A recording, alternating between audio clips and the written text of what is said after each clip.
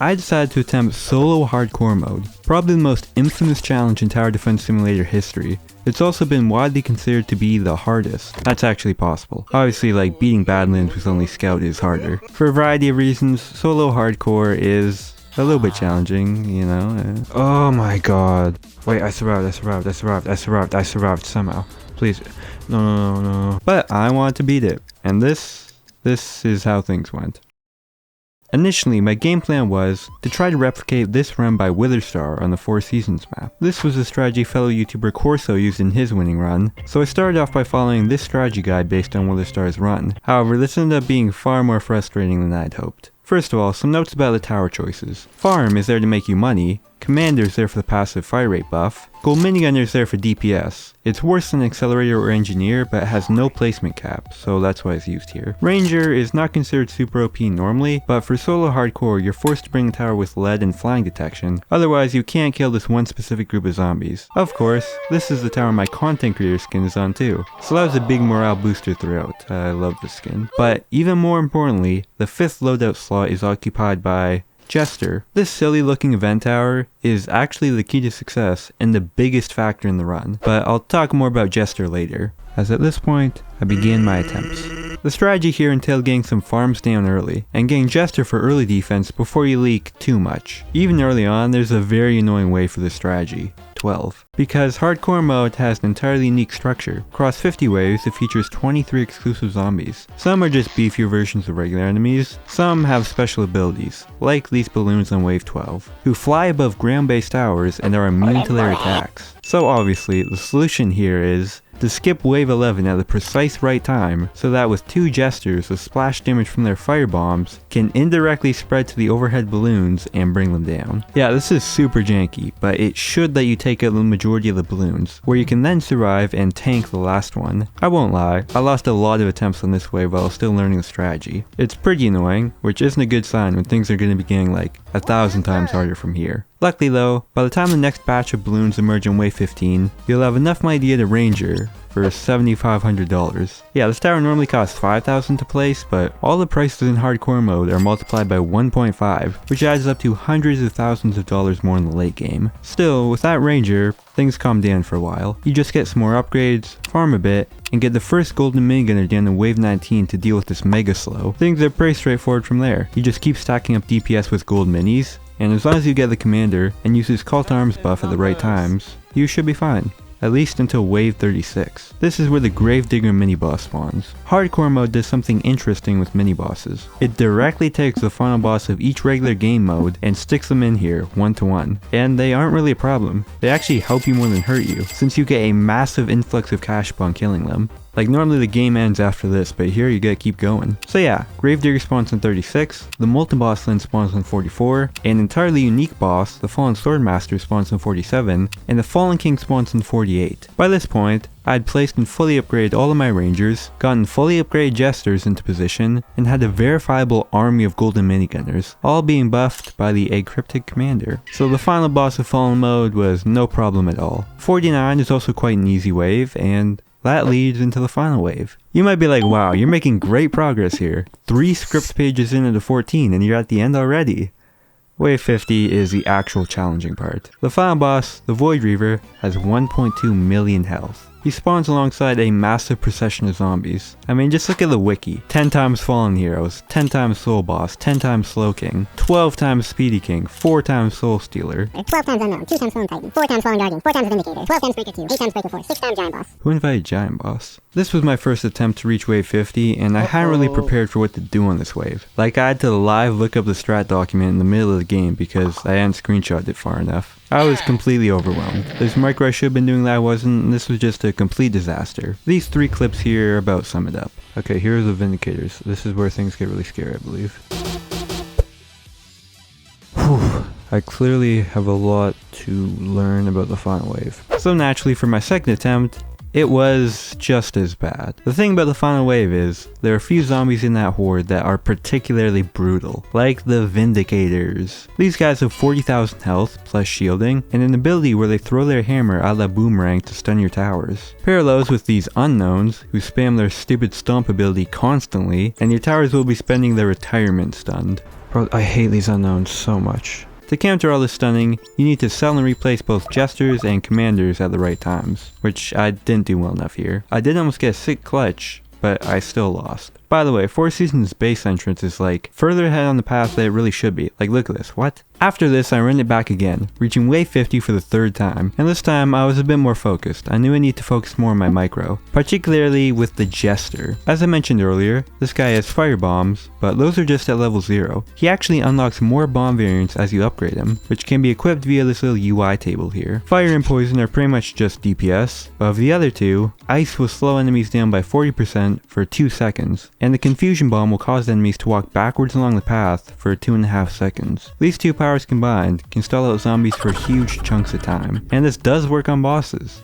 although that might get nerfed soon. This means the Jester can seriously snail the Void Reaver and give you a fighting chance at eliminating its massive health bar. When this tower was introduced, solo hardcore went from nearly impossible to pretty much free for the top players. People like Witherstar and Tom551 started getting dubs on the worst possible maps. It's not so easy as just placing a Jester down and letting it cook. You have to micro it, of course. And the unique bomb equip menu the Jester has makes microing it even more annoying. You have to place it, spam E to upgrade, quickly click the confusion bomb, along with like ice probably, and then use the hotkey to activate this swap ability, which immediately changes out its bombs before it attacks with the old ones. Doing that, while also maintaining Commander's ability and having to move DPS towers later, is what makes wave 50 so challenging, not even considering the RNG part yet. In the heat of the moment, I was panicking and doing things wrong. My Jesters kept getting stunned even when I rebought them, my Commander chain was faltering, it wasn't looking good. Okay, I'm doing quite bad still, I'm doing badly here.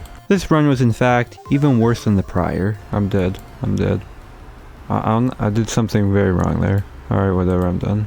After that, I logged off TDS for the day and did some thinking. At this point, I had two options. Continue trying to learn this 4 seasons run and simply get good, or look for a simpler solution. In the TDS Discord, I saw this screenshot, which led me to this video by Tom551 of a solo hardcore triumph on Crossroads. And what struck me about his run was how early he killed the final boss. In the strategy I've been using, both with Witherstar's original victory and Corso's adapted run, the Void Reaver died within like 2 centimeters of the base. It was super tight. But with Tom's run, there was a lot of track left, and I was like, that seems a lot more doable. So I decided to pivot and focus on a new strategy. I watched through the entirety of the video and made wave by wave notes for myself to try to replicate it the best I could. Shout out Tom501, I totally just stole this from him. And then I started my attempts on the new map. Okay, I'm back with the new strategy. This is like really easy in quotations. It's easy for the pros, which I'm not a pro, so this is going to be still hard. The early game started off somewhat similarly, as I used Jester for early defense again, but the runs diverged in wave 7,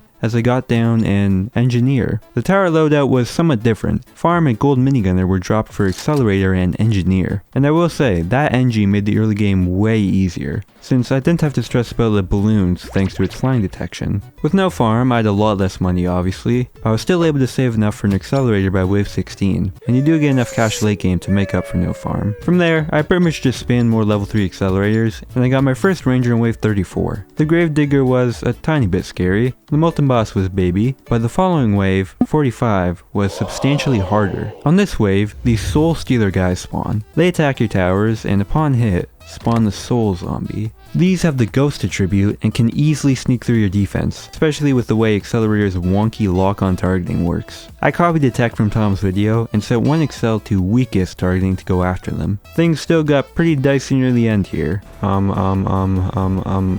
scary, very scary, very scary, very scary, very scary, very scary, very scary, very scary. Guys, I'm not sure, but I think that might have been scary. Other than that, the final couple waves were chill. The Fallen Swordmaster was no problem, and the Fallen King was no problem. I finished upgrading and prepared for the Void Reaver. This one needs to be upgraded. Alright, I believe I have all the DPS maxed out now. I set all my Jesters out, trying to evenly space them, and used my remaining placement slots to get some bait towers and commanders. Which, side note, doing this kinda breaks the hotkeys for CTA. Like, you have to stand right next to the upgrade commanders or it won't work. It's really weird and super annoying. But at last, it was time for wave 50. Void Reaver will be real in now. I kept Call to Arms up, selling and rebuying the commander when stunned, and tried to move the bait commanders with the Vindicators up front. My DPS towers were still taking a barrage of stuns though. keep going. I have no clue if this is good or bad. I think this is good.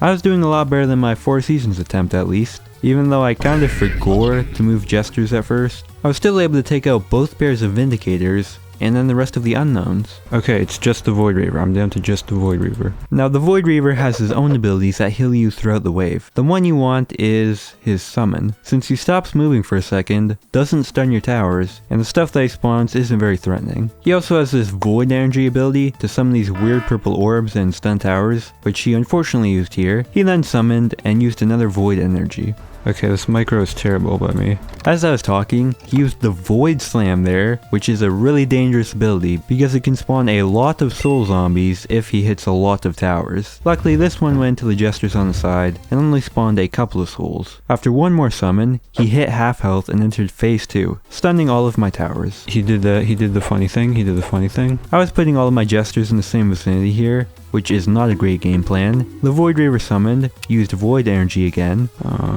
Hit the gritty. Bro, Commander, you're letting me down here. I'm like way behind schedule for where I should be right now. This looks good, but I think it's actually not good. After another stomp, he entered his Death Wish phase, where his movement speed increases substantially. So even though his health was super low, I was running out of time. I think it's cooked, yeah. He used Void Energy again, and entered the final breakaway. Place. Bro, I need to get Jester. I'm cooked. He stomped at the end for the flex, and I lost to the Void Reaver with 68,000 health remaining. Okay, that didn't go to plan. But I got close. I was annoyed to lose, obviously, but I had gotten very close while also playing very suboptimally. So I figured if I just cleaned things up, kept it consistent, I could get the win, and yeah. Alright guys, I think I realized the problem. I wasn't using the Wikiacolors skin. What was I thinking? Okay, listen, there are actually some skins which are better to use for this challenge. I think things are going to be getting a whole lot easier from here on out. And Wikia is not one of those skins, because at a glance, it's hard to distinguish between levels. Like that's why I was using Ducky Accelerator. The color contrast between levels 4 and 5 is super obvious, which can make microing a tiny bit easier. An extremely minor advantage, but I wanted everything I could get. So subscribe for the Wikia skin. I hopped back onto Crossroads and ran back the strategy. Wave 45 was again the only wave that really seemed dangerous, as I only survived thanks to a clutch confusion bomb from Jester. After passing that, I again reached the final wave. With how much I had learned from the last attempt and my improved micro, I lost, yeah. To this soul that snuck through the Vindicator dog pile, which I didn't even notice at the time. Wait, what? I guess there must have been some souls or something. That totally did not seem at all. Well, that really sucks, huh? Now, question. Did I lose that run because A, I forgot to move my commander baits, B, I didn't micro Jester well enough, C, because I microed this accelerator for absolutely no gain, or D, all of the above? The answer is none, you're being silly. The big problem was I wasn't using the Elite skin. I'm running it back, now I have the Elite Accelerator skin. I got the full YouTuber loadout. Except for Jester. I was already starting to get bored with a super slow early game here, and the vibes of this run were feeling off. Wave 45 was particularly rough here. This is by far the worst I've done this wave. Like this Slow King leaked through, Pokemon reference, and had to be finished off by Rangers. But then it was just the Soul Stealers, and something unexpected happened. Oh my god. Wait, I survived somehow. Please. No. Oh my god. Why? That sucks so badly, dude. Now I have to redo all that. I told you, wave 45 is scary. So, I ran it back for the 4th time. This time on that wave, I played a lot cleaner, and finished the Soul Stealers off quite early. So, as always, fast forward through the last couple waves, and it was 50 once more. I wish I could say this attempt went well.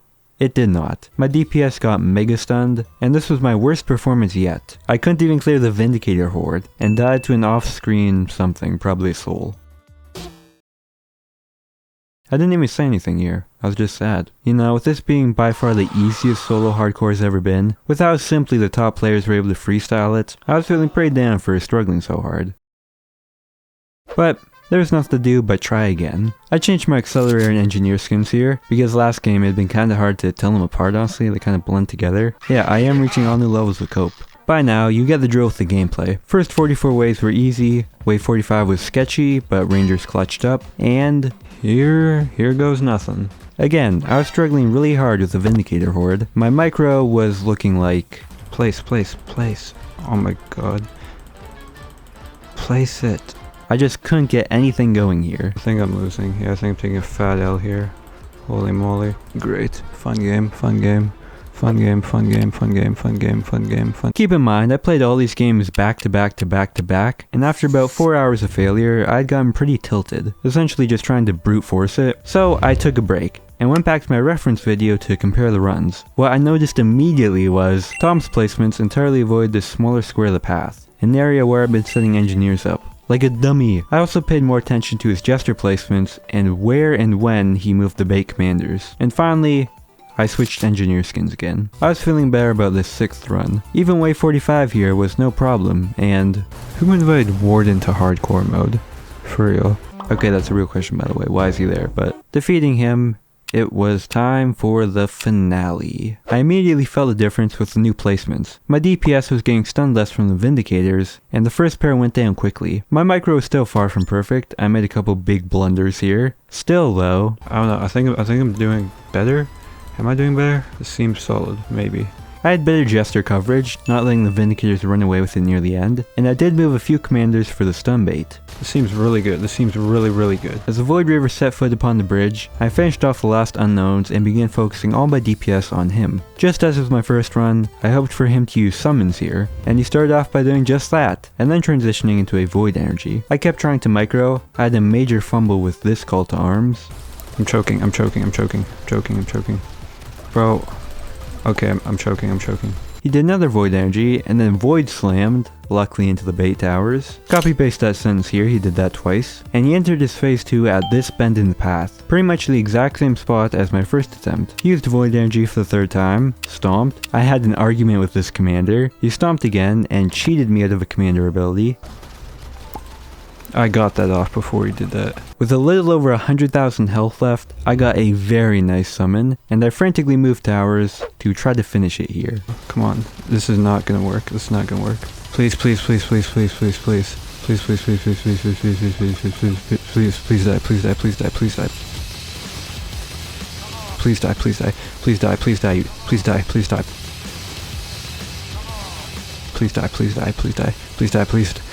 Oh, thank God. Ha, easy dude. Yeah, I did it. Obviously, this doesn't carry the same prestige it did like 5 months ago, but this was still hard. This was still somewhat fun, and I still got the dub, so it is what it is. This also might be one of the last time period solo hardcore is possible. It's very likely the hardcore mode we know will be heavily restructured in some way or the other with the upcoming game mode rework update. So 07 I guess. If you want to see my full uncut, unedited winning attempt, it's on my 2nd channel. Shout out Tom for his video, check him out if you want to see it done in different ways or in other maps. Apologies to Elite and Wikiacolors that I couldn't get done with your guys' skins. Shout out Eggrypted, those commander voice lines are peak. Shout out me, shout out Mr. Hello for making my skin. Shout out Accelerator, shout out Farm, shout out everyone. Be positive. Goodbye. Like and subscribe.